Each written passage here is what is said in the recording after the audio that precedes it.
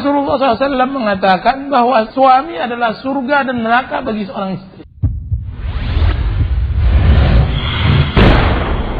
Rasulullah berkata, seandainya aku akan perintahkan seseorang sujud kepada seseorang, yang akan aku perintahkan, istri harus sujud di depan suaminya. Istri harus sujud di depan suaminya. Istri harus sujud di depan suaminya. Begitu besar hak suami terhadap istrinya.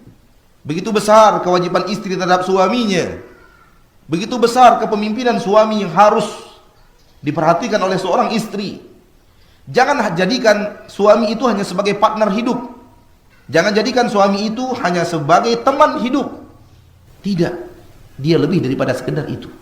Hak suamimu terhadap dirimu, hai para istri, melebihi hak ayahmu terhadap dirimu. Melebihi hak ibumu atas dirimu. Hak suami terhadap istri melebihi hak ayah dan ibu daripada istri tersebut.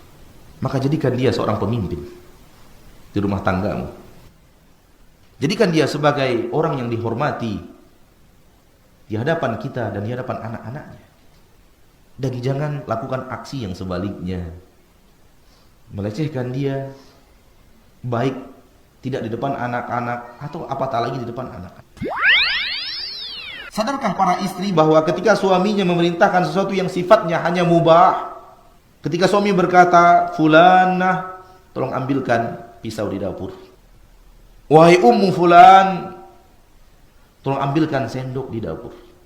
Sadarkah para istri ketika itu perintah datang dari suaminya dan dia tidak punya halangan untuk melakukan itu, dia wajib melakukan perintah suaminya itu. Hukum mubah berpindah kepada hukum wajib kalau itu adalah perintah seorang suami kepada istrinya. Kecuali istri punya uzur, lain cerita. Kecuali suami ridho ketika istrinya tidak melakukan itu dan dia dengan senang hati merendahkan diri, tidak berlagak sebagai seorang diktator di rumah tangga walau dia adalah penguasanya, dan dia ambil sendiri walau istrinya tidak mengambilkan, dan dia tidak marah kepada istrinya, istri tidak akan terkena hukum haram. Tapi kalau dia marah, istri mendapatkan dosa atas marahnya suami tersebut. Hidayah 103,4 FM.